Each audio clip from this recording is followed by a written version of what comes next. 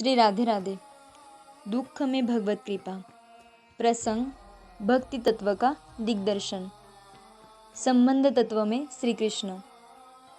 ब्रह्म, परमात्मा और भगवान एक ही अद्वैत तत्व के वाचक शब्द है, परंतु साधकों के भावानुसार ये तीनों शब्द तीन विभिन्न अर्थों में व्यवहृत होते हैं। जहाँ किसी गुण का प्रकाश नहीं है, तादात्म्य साधन के द्वारा साधक के हृदय में जब वैसे तत्व की स्फूर्ति होती है, तब उसको ब्रह्म कहते हैं। बिंब ज्योति रूप से दिखने वाले अंतर्यामी को योगी परमात्मा कहते हैं और भक्त की साधना में सर्वगुण परिपूर्ण अशेष कल्याण गुणमय श्री भगवत तत्व की स्फूर्ति होती है।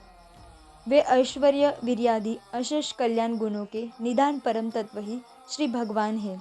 श्री जीव गोस्वामी श्री कृष्ण संदर्भ में लिखते हैं, शक्ति विशिष्टता के साथ परम तत्व का जो पूर्ण आविर्भाव है, वही भागवत शब्दवाच्य है। ब्रह्म उसका असम्यक आविर्भाव मात्र है। ब्रह्म में शक्ति की स्फूर्ति परिलक्षित नहीं होती, परंतु अवतारों में शक्ति की लीला परिलक्षित होती है। अतएव श्री भगवत शक्ति प्रकटन का तारतम्य ही अंशत्व, पूर्णत्व, पूर्णतरत्व और पूर्णतमत्व का परिमापक है। श्री जीव गोस्वामी ने कृष्णस्तु भगवान स्वयं इस भागवतीय श्लोक की व्याख्या में श्री वृंदावन विहारी श्री कृष्ण को पूर्णतम कहकर निर्देश किया है। ब्रह्म वैवर्त पुराण में भी लिखा है, नृसिंह, राम और श्वेत दीप के विराट विभु ये पूर्ण है, परंतु वैकुंठ में और गोकुल वृंदावन में श्री कृष्ण ही परिपूर्णतम है। वैकुंठ में कृष्ण की विलास मूर्ति कमलापति नारायण विराजित है, वहाँ वे चतुर्भुज है।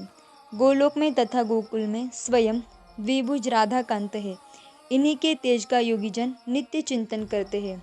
भक्तगण इन्हीं के चरण कमलों की छटा का ध्यान करते हैं। इसके अतिरिक्त माधुर्य रस युक्त ऐश्वर्य बहुत ही सुखकर होता है। श्री कृष्ण में जैसा परमेश्वर्य और परम माधुर्य का पूर्णतम समावेश देखा जाता है, वैसा अन्यत्र कहीं देखने में नहीं आता। विष्णु पुराण में कहा गया है, वे संपूर्ण कल्याण गुणों के स्वरूप है। उन्होंने अपनी माया शक्ति के लेश मात्र से संपूर्ण प्राणियों को व्याप्त किया है और अपने इच्छानुसार मनमाने विविध देह धारण करते हैं और जगत का अशेष कल्याण साधन करते हैं। यह अनंत गुण विशिष्ट परम तत्व ही भगवान है तथा भागवत के अकाट्य प्रमाण के अनुसार श्री कृष्ण स्वयं भगवान है। श्री लघु भागवतामृत में कहा गया है, मुख्य शास्त्रों में माधुर्यादि गुण की अधिकता के कारण ब्रह्म स्वरूप की अपेक्षा श्री कृष्ण की श्रेष्ठता वर्णित की गई है। अतएव असंख्य अप्राकृत गुणों से युक्त होने के कारण श्री कृष्ण महान शक्तिमान और पूर्णानंद घन है। भगवान स्वयं गीता में कहते हैं, हे अर्जुन, ऐश्वर्य युक्त, संपत्ति युक्त तथा बल प्रभावादि के आधिक्य से युक्त जितनी वस्तुएं हैं, उन सबको मेरी शक्ति के लेश से उत्पन्न हुआ जानो तथा हे अर्जुन, मेरी विभूति के विषय में तुमको इतना अधिक जानने से क्या प्रयोजन। मैं अपनी प्रकृति के एक अंश अंतर्यामी पुरुष अर्थात परमात्मा रूप से इस जड़ चेतनात्मक जगत को व्याप्त करके अवस्थित हूँ। भगवान के ऐश्वर्य का अंत नहीं है। श्रीमन महाप्रभु श्री कृष्ण लीला के संबंध में श्री सनातन जी से कहते हैं कि ब्रजेंद्र नंदन श्री कृष्ण चीर किशोर है।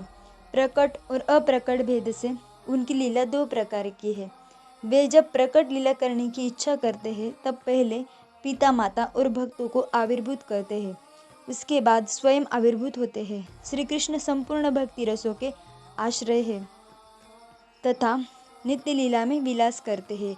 नर लीला का अनुकरण करने में विभिन्न वयस होने पर भी वे चीर किशोर है। उनकी सारी लीलाएं नित्य है। ब्रह्मांड अनंत है। एक एक ब्रह्मांड में क्षण क्षण में पुतनावध आदि सारी लीलाएं प्रकाशित होती रहती है।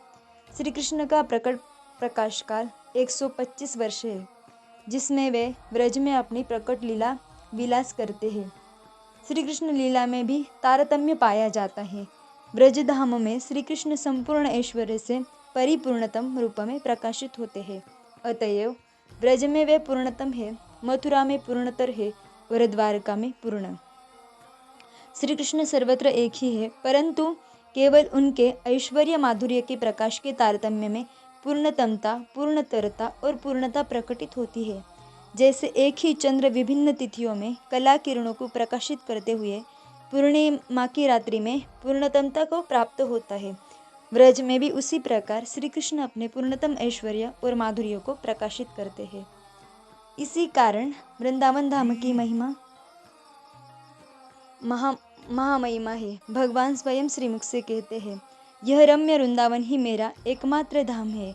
यह 5 योजन विस्तार वाला वन मेरा देह ही है। यह कालिंदी परम अमृत रूप जल प्रवाहित करने वाली मेरी सुषुम्ना नाड़ी है। यहाँ देवता गण सूक्ष्म रूप से निवास करते हैं और सर्वदेवमय मैं इस वृंदावन को कभी नहीं त्यागता। केवल युग युग में इसका आविर्भाव और तिरोभाव होता है। यह रम्य वृंदावन तेजोमय है, चर्म चक्षु के द्वारा यह देखा नहीं जा सकता। पद्म पुराण के पाताल खंड में आया है, श्री कृष्ण जमुना जल की तरंगों में वहाँ सदा क्रीड़ा करते हैं। अजहल लक्षणा से तीर हृदयादि अर्थ भी लिया जा सकता है। तीर का अर्थ यह वृंदावन ही लक्षित है। श्रीमन महाप्रभु कहते हैं, सबसे ऊपर श्री गोकुल अथवा ब्रजलोक धाम है, जिसे गोलोक, श्वेतद्वीप तथा वृंदावन नाम से पुकारते हैं। वह श्री कृष्ण के शरीर के समान सर्वव्यापी अनंत विभु है, ऊपर और नीचे व्याप्त है, उसका कोई हेतु नहीं है। श्री कृष्ण की इच्छा से ही वह ब्रह्मांड में प्रकाशित हो रहा है। वह एकमात्र चैतन्य स्वरूप है। देह देही के समान उसका द्विविध रूप नहीं है। वह भूमि चिंतामणि के समान तथा वन कल्प वृक्षमय है। चर्म चक्षुओं से देखने पर वह वृंदावन धाम प्रपंच के समान दिखता है। प्रेम नेत्र से देखने पर उसके स्वरूप का प्रकाश होता है और गोप गोपांगनाओं के साथ श्री कृष्ण की विलास लीला प्रत्यक्ष दृष्टिगोचर होती है। यह अनंत विश्व ब्रह्मांड श्री कृष्ण की चित्त शक्ति के द्वारा विरचित है। यह सब कुछ उन्हीं की महिमा है। इससे सहज अनुमान किया जा सकता है कि वे कितने महान हैं और कितने ऐश्वर्यशाली हैं। शास्त्र में कहा गया है कि जो निरतिशय बृहत है, जिससे बड़ा और कुछ नहीं है, वही ब्रह्म है। प्राकृत अप्राकृत अनंत कोटि विश्व ब्रह्मांड ब्रह्म में अवस्थित है। ब्रह्म सर्वाधार है, परंतु उस ब्रह्म के भी प्रतिष्ठान आधार श्री कृष्ण है। गीता में उन्होंने कहा है, ब्रह्मणो ही प्रतिष्ठाहम। अतएव श्री कृष्ण क्या वस्तु है, यह इससे समझा जा सकता है। इसलिए श्रीमन महाप्रभु कहते हैं, श्री कृष्ण का पूर्ण अवतार इस प्रकार षडैश्वर्य से पूर्ण है। उनका ब्रह्मा और विष्णु भी जब अंत नहीं पाते, तब बेचारा मिट्टी का पुतला जीव क्या पता पा सकता है।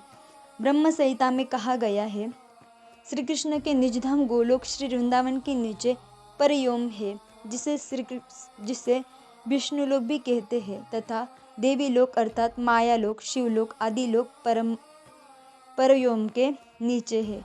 इन लोकों में तत्देव के प्रभाव का जो विधान करते हैं, उन गोलोक विहारी आदि पुरुष गोविंदों को मैं भजता हूँ। श्री राधे राधे।